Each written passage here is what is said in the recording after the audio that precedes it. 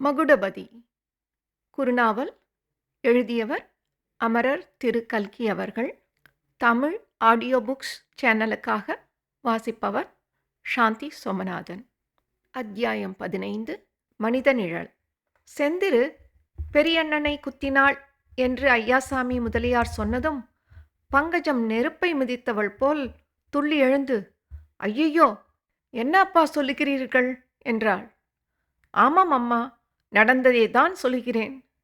செந்திருவா கத்தியை எடுத்து ஒருவனை குத்தினாள். சொல்கிறவர்கள் சொன்னால் கேட்பவர்களுக்கு மதி எங்கே போச்சு என்பார்களே. ஐயாசாமி முதலியார் புன்னகையுடன், எங்கள் மதி எங்கேயும் போகவில்லை, சரியாகத்தான் இருக்கிறது. உன் தோழியின் மதிக்குத்தான் கேடு வந்துவிட்டது. எல்லாம் துர்திருஷ்டம்தான் என்றார். என்னதான் சித்தப்பிரம்ம என்றாலும் கத்தியால் குத்த தோன்றுமா அப்பா? அதிலும் செந்திரு பாவம், ஒரு எறும்பு ஈயை கூட ஒன்றும் செய்ய மாட்டாளே. ஜட்கா வண்டிக்காரன் குதிரையை அடித்தால் அதை பொறுக்காமல் கண்ணை பொத்திக் கொள்வாளே. அவள் கத்தி எடுத்து ஒருவனை குத்தினாள் என்றால் எப்படி நம்புகிறது அப்பா? நம்புவது கஷ்டம்தான் குழந்தை. யார் இல்லை என்றார்கள்? உன் சிநேகிதிக்கு இப்படி வரவேண்டான்தான். ஒருவேளை அவள் அப்பா உயிரோடு இருந்து மயிலாப்பூரில் பள்ளிக்கூடத்தில் படித்துக்கொண்டு சந்தோஷமாக இருந்திருந்தால் இப்படியெல்லாம் வந்திராது. தலையில் எழுதிய எழுத்தை யாராவது அழித்துவிட முடியுமா?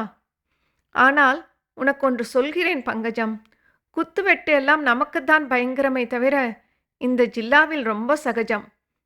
நமது சென்னை ராஜதானியிலே வருகிற கொலைக்கேசுகளிலே பாதி கோயம்புத்தூர் ஜில்லாவிலிருந்தான். இந்த கொங்கு நாட்டின் காற்றிலேயே ஏதோ கேடு இருக்க வேண்டும். உன் சிநேகிதியைத்தான் எடுத்துக்கொள்ளேன். அவள் இப்படி மாறிப்போவாள் என்று யார் கண்டார்கள்? அப்பா, என்ன பயங்கரமான கூச்சல்! குத்து, வெட்டு, கொலை, ரத்தம், பலி என்றெல்லாம் அவள் போட்ட பயங்கரமான கூச்சலை கேட்டிருந்தால் நீ நடுங்கி போயிருப்பாய் என்றார் முதலியார். ஐயோ, அப்படியா? நீங்களே பார்த்தீர்களா அப்பா? அதுதான் சொன்னேனே, நீ இப்படி கேட்பாய் என்று தெரிந்துதான் நேரே போய் பார்த்துவிட்டு வந்து விடுவோம் என்று ராவ் பகதூரிடம் சொன்னேன். எல்லோருமாக மத்தியானம் கிளம்பினோம். எங்கே கிளம்பினீர்கள்? அப்படியானால் சிந்துரு இப்போது சிங்கமேட்டில் இல்லையா என்று பங்கஜம் கேட்டாள். நீலகிரியில் கூனூருக்கு மேலே கொஞ்ச தூரத்தில் தேவகிரி எஸ்டேட் இருக்கிறது. அது கள்ளிப்பட்டி கவுண்டர் எஸ்டேட். அங்கே கவுண்டருடைய பங்களாவில்தான் இப்போது செந்திரு இருக்கிறாள். குளிர்ச்சியான இடத்தில் இருந்தால் சித்தப்பிரமைக்கு அனுகூலம் என்று டாக்டர் சொன்னதின் மேல் அங்கே அழைத்து போய் வைத்திருக்கிறார்களாம். இன்றைக்கு மத்தியானம் 2 கவுண்டர்களும் போய் பார்த்துவிட்டு வர எண்ணியிருந்தார்களாம். ஆகவே எல்லோருமாக கள்ளிப்பட்டி கவுண்டர் காரிலேயே கிளம்பினோம். ஹட்சன் கார் மலையிலே என்ன ஜோராக ஏறிற்று தெரியுமா? காரில் போன பெருமை இருக்கட்டும் அப்பா, செந்திருவன் கதியை நினைத்தால் எனக்கு என்னமோ செய்கிறது. ரொம்ப வேதனையாய் இருக்கிறது. அவளை நீங்கள் பார்த்தீர்களா? உங்களை அவள் அடையாளம் கண்டு கொள்ளவில்லையா என்றாள் பங்கஜம். அடையாளமாவது கண்டு கொள்ளவாது. கார் பங்களாவின் மேட்டில் ஏறும்போதே பயங்கரமான கூச்சல் சத்தம் கேட்டது. பங்களா வாசலில் கார் நின்றதும், யாரடா தடிப்பசங்கள் காரிலே வந்து இறங்குகிறது என்று ஒரு கோரமான குரல் கேட்டது.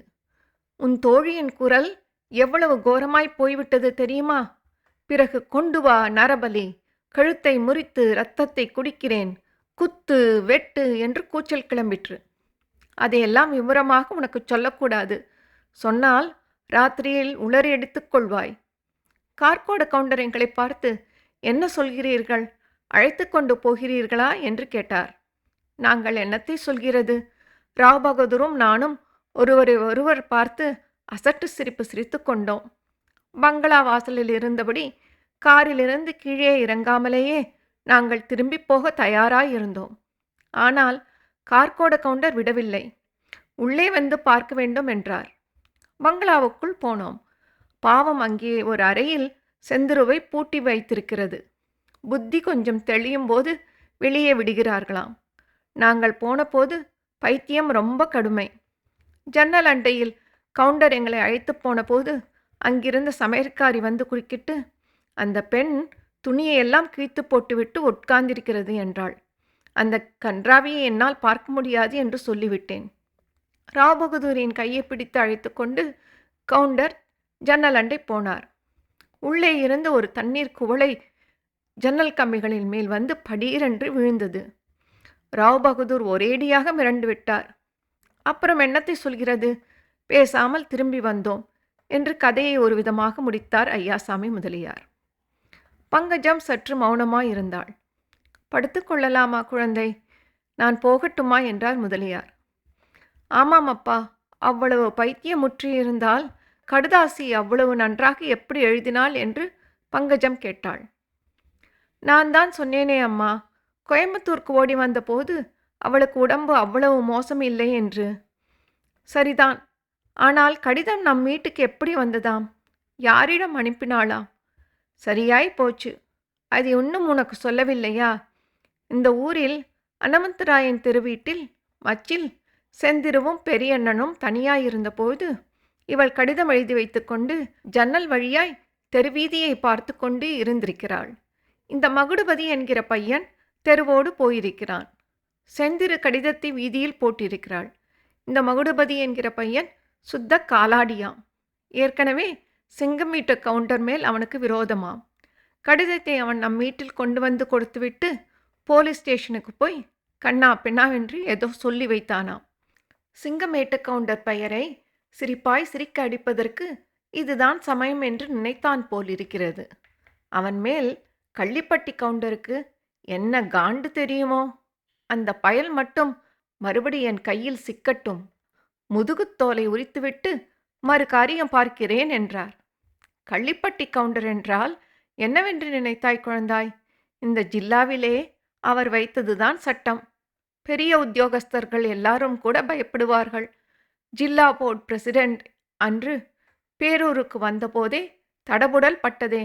அந்த பிரசிடெண்ட்டுக்கு கள்ளிப்பட்டி கவுண்டர் என்ற பெயரை கேட்டால் தொடை வெட வெட என்று நடுங்குமா. அப்படிப்பட்டவர்கிட்ட போய் இந்த மகுடபதி என்கிற வெறும் பயல் விரோதித்து கொண்டிருக்கிறான். காங்கிரஸ் பெயரையும் காந்தி பெயரையும் கெடுக்கத்தான் வந்திருக்கிறான் என்கிறார் கள்ளிப்பட்டி கவுண்டர். இவ்விதம் சொல்லிவிட்டு ஐயாசாமி முதலியார் கொட்டாவி விட்டார். மகுடபதியை பற்றி பங்கஜம் கட்டியிருந்த ஆகாச கோட்டையெல்லாம் போல பலவென்று இடிந்து விழுந்தது.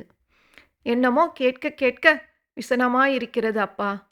ஆனால் இன்னும் ஒரு விஷயம் மட்டும் எனக்கு பிடிபடவில்லை.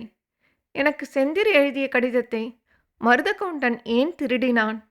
அந்த கடிதம் உங்கள் அழகான கள்ளிப்பட்டி கவுண்டரிடம் எப்படி போயிற்று என்று பங்கஜம் கேட்டாள். அது ஒரு விஷயம் பாக்கி இருக்கிறதா? சரி, கேட்டுக்கொள். செந்திரு உனக்கு கடிதம் எழுதி வீதியில் போட்டாள் என்று பெரியண்ணன் கவுண்டர்களிடம் ஒளித்திருக்கிறான்.